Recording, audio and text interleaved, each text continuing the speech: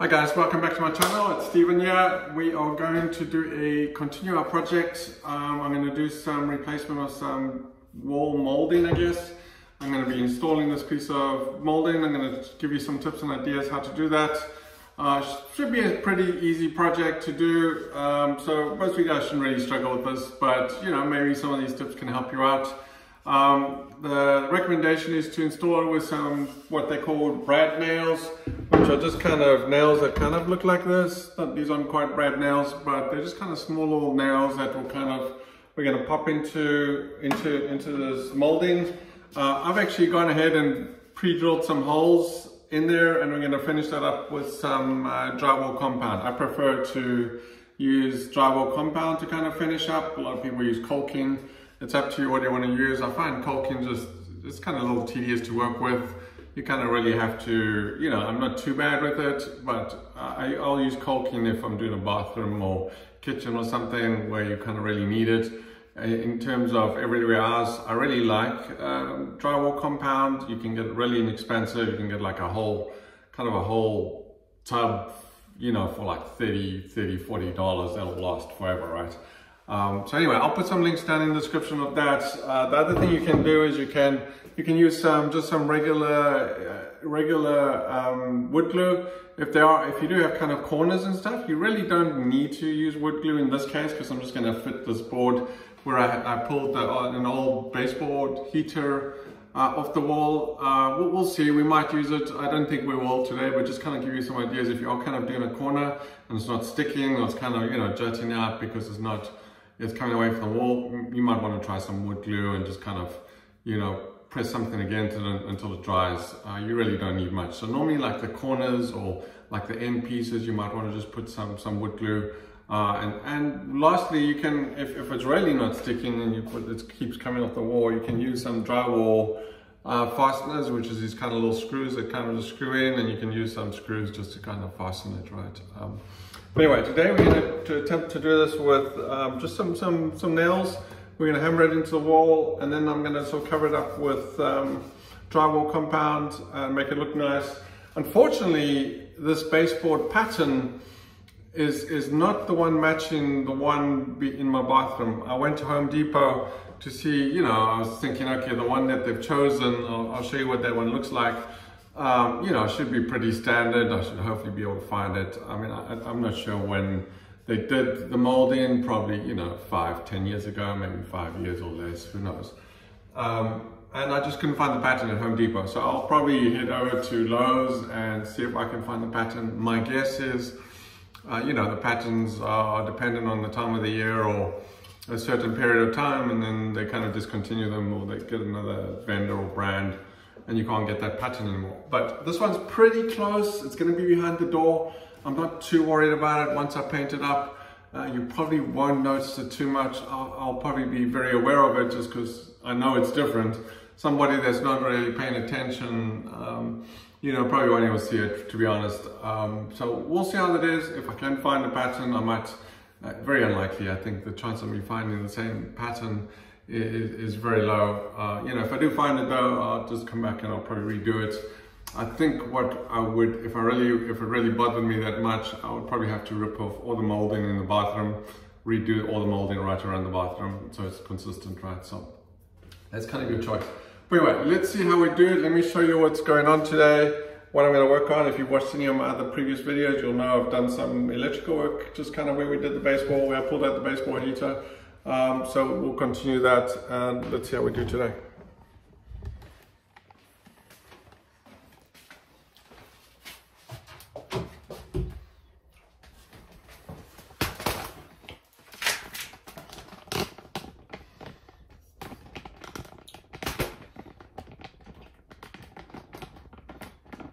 Try to get that as close as I can.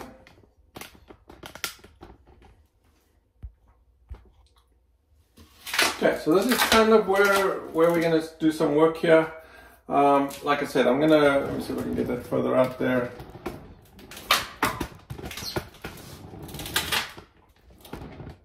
It's kind of a weird angle there. But anyway, like I said, I'm going to try and get this in here. This is kind of where I had the baseboard heater before I pulled that out, I did some electrical work. I had a wire coming through here. I rewired that, put in a junction box. So always remember to just not tuck wires back in the wall. That's very dangerous and could cause a fire and burn down your house. So very bad. Put in a junction box, and you know, I've got a video on how to do that. Pretty easy in my case. It's not always easy. I do know there is, in this case, there is a stud in this wall here. Of course, you probably can't see it here. There is a stud at the bottom. So most of the bottom of walls, there are studs, and the reason I mention that is if you wanted to maybe put some nails in and kind of dive them, if you didn't have a stud somewhere, in this case, you know, I'm not sure we're going to use that stud anyway. We'll see how tight it anchors to the wall, but you could just nail straight in the stud, and that will give you quite a good fit, right? Anyway, let's get going. I'm going to put this in here.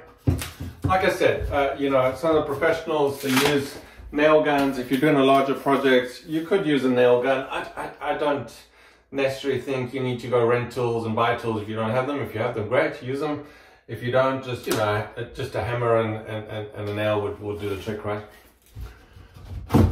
So I've pre-cut this as tight as I could, and as you can see, it's pretty well. Unfortunately, the pattern does not match, but like I say, as soon as I paint this up a little bit, and I'll put some drywall compound along the top and the sides, you probably won't notice it.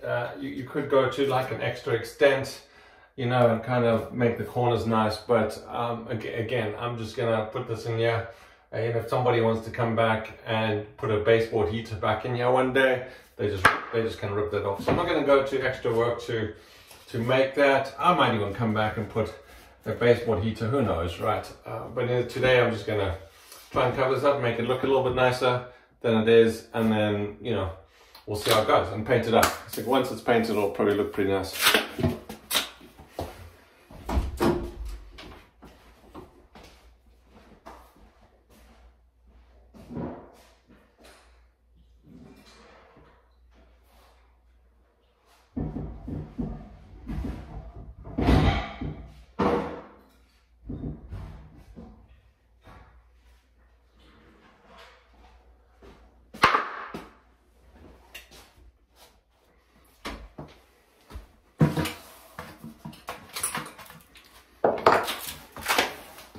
So again, like I said, you could use some wood glue if you wanted. You know, if you kind of put it down on the trim on the sides there, you know, if it's really not sticking or it's popping up later, you can pull it off and still add it.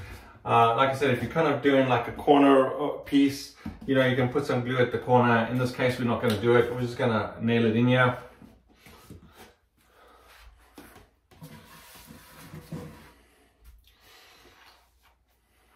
So I've chosen to put the nails kind of in between these kind of grooves so I can cover it up a little bit better. I was going to put them straight in the bottom, and like I said, if you wanted to get it into like a stud, you could probably drill a hole at a diagonal, and then kind of, you know, just hit it into the bottom stud. That might not be a bad idea either. Anyway, let's see how this goes. It's just a standard nail. Actually, I won't put in that one. I'll put it over here. You kind of just push it down so it's kind of even.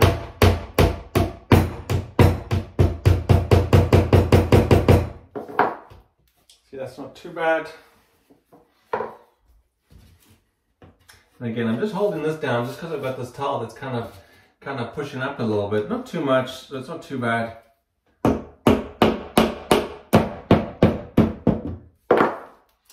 So that's not bad. Like I said, you know, it's a little bit loose there.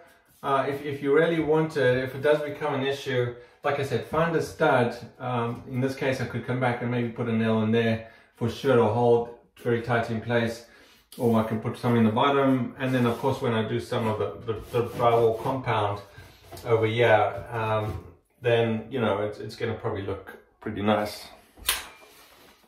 And I'll probably hold it as well.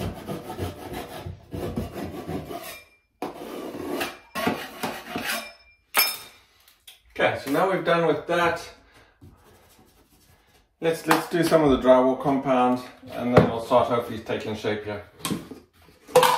So I just use standard drywall compound. You get like the really expensive stuff, so just be careful not to buy that. You want to get like the all-purpose stuff.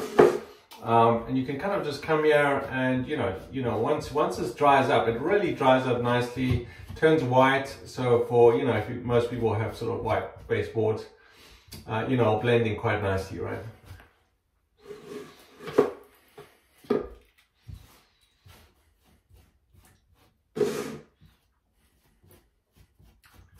So kind of just cover that on. I always like to cover holes. Sometimes you'll see holes at the top, at the bottom. I like kind of the more finished look. Definitely the entire house has a lot of these holes at the bottom, so I'm not going to bother too much about the bottom, just to keep it a little bit more consistent. But wherever I can, I kind of like to cover this. And as you can see, dealing with drywall compound versus caulking is a lot easier, less messy. Less expensive as well. I mean, caulk can be kind of expensive. It's not too bad, but you can get kind of the filler stuff, which is kind of cheap. And if you have like sort of these bumps, and it's really hard to kind of get over them, I already put on, what I do is I put on extra compound. And then I'd rather build it up, and then I'll bring a sander. I've got a sander block, which you come back later and you just sand it. It's a lot easier to kind of get it smoother if you've got extra drywall compound versus trying to get it smooth, and then you smooth it and you have to come back and you got to wait. And it does. The only downside, I guess, of the drywall compound, it typically takes a day or more to dry. Sometimes up to 3 days, depending on your weather.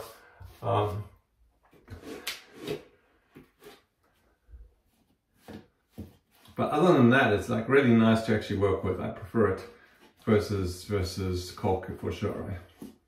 So go ahead and cover these nails as well, because we want to come back. If you create any extra holes, you just cover those holes. They cover up really nicely with this compound. I mean, I've even used this drywall compound on the outside of the house. It's not really meant for external, but you can cover it up nicely on other applications as well. And like I said, you can just come back and you can sand it down. Don't worry about putting too much, or this kind of, it looks a little rough.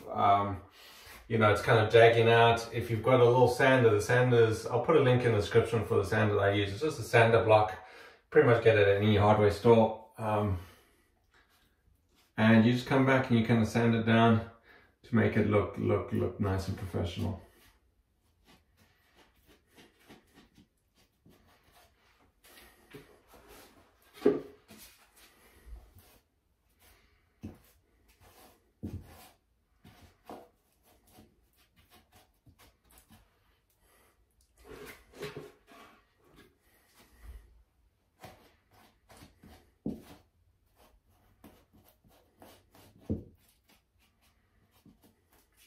So just get all those gaps if you really want.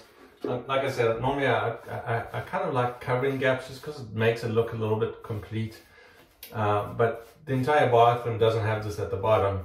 So you kind of want to decide, do you want to do it across the board? It means I'd have to go around the bathroom and do it. But in this case, since I'm here, I got it,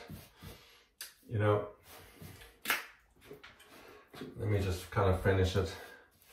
I like to cover all these gaps, and it's really easy to do in most cases. And it just gives you that nice kind of finished look. Once it dries, it looks really nice.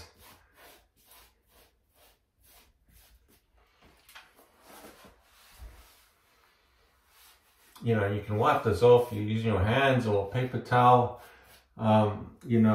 which is kind of nice. The cleanup's really easy. If it's caulk, it's sticky and it's gooey and it's gets stuff all over the place, right? It's kind of horrible. But there's certain places you want to use caulk. Bathroom's one of them for sure. If you're doing a bathtub, around the toilet, the back of the toilet against the wall, I mean, go for it. It makes sense to use caulk, especially when there's going to be some water there possibly. Or you could just use drywall compound, come back and paint it as well. It can be waterproof as well, right?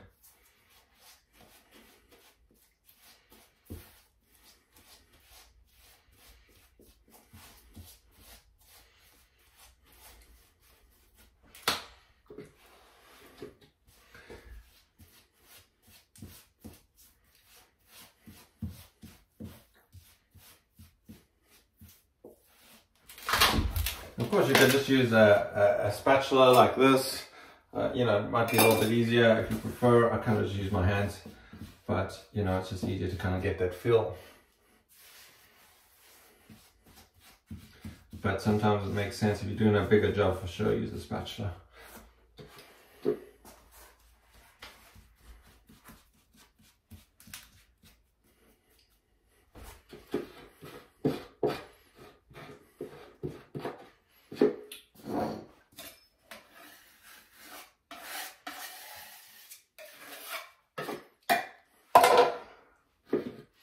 And then, yeah, once you're done, just get some paper towels. You can just wipe it along the bottom. You know, like I said, it does a nice cleanup job.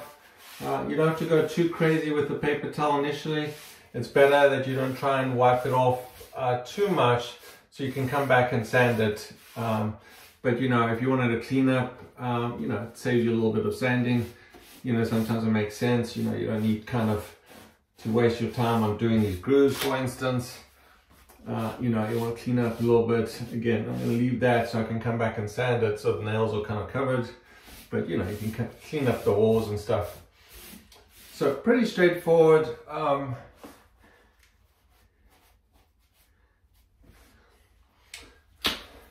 There you go. I mean, pretty easy. So now I just have to wait to dry for a couple of days. I'll come back and paint it. It'll look good as new. You know, so you know, it'll look nice and complete. You know, so once, you know, people see it, you know, you can kind of tell, obviously there's a different pattern there now, but once it's painted up, you know, you'll probably just notice it once and then never notice it again, type of thing, right? Anyway, I hope you found that helpful. If you did, hit the like button and consider subscribing to the channel. It does help me a lot, and, you know, help me if you click on some of the links in the description. If you're looking for some of these products, it will help me a lot and I would appreciate it. Thanks very much.